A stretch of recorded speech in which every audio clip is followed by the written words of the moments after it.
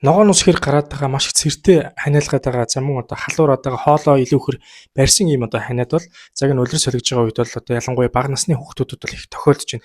За яг энэ үед нь бид нар ханиадыг хит хүндрүүлэхгүйгээр за хориглох одоо бас хүнсүүдийг тэр дундаа жимснүүдийг нь бас илж өгье. За нэгдүгээр гэвэл хит хүчлэг жимс байж байгаа. За энэ дотор бол одоо жүрж орж ийн, нимбэг орж ийн, мандрин орж ийн, анар орж ийн, киви орж ийн. За эдгээр нь ялангуяа тэр хоолоо барьсан маш их цэртэй ханиадны үед бол хоолон тэр састыг ихэр цочроох, за өвдөлт илүүхэр ингэж одоо ханиахт нэмэгдэх, за ханиалгыг илүүхээр нэмэгдүүлэхэд бас туслаад өгчдөг. За хоёрт нь гэвэл хит чихэрлэг одоо жимснүүд өч. Энэ усан үзэн байж гэн, за өвзөн байж гэн, инжир байж гэн, банан байж гэн, нийтлэг бол хэр хилээд идэх жимс.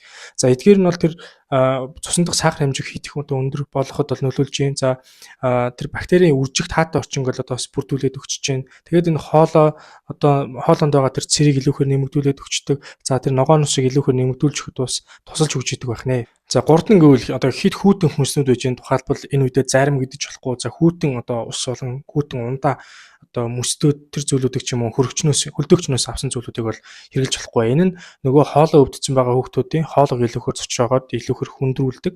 За өвчнийг илүүхээр даймжуулахад нөлөөлж өгч идэг учраас энэ үед хүүхдээ хүүтэн зүйлийг бол огт бити өгөөрэй. За дөрөвт нь гэвэл чихэрлэг одоо хүнс үуч. Үүнд бол мэдээж газ давндаа орж ийн. За их одоо амттай тэр одоо амттангууд орж ийн, кейк орж ийн. За чихэр орж ийн. За мөн одоо сахараар илүүхээр өдөр баялаг, нарийн боовнууд орж ийн, бичэн орж ийн. Энэ үед бол хүүхдтэй айлуулах чихэрлэг зүйлүүдийг нэгдүгээр бити өгөөрөө, хоёрдугаар хүүхд өөрөө мэдгүй учраас яг гэртний ямар нэгэн чихэрлэгийн зүйлүүд байвал хүүхдээсээ нуугаад далд тавиараа.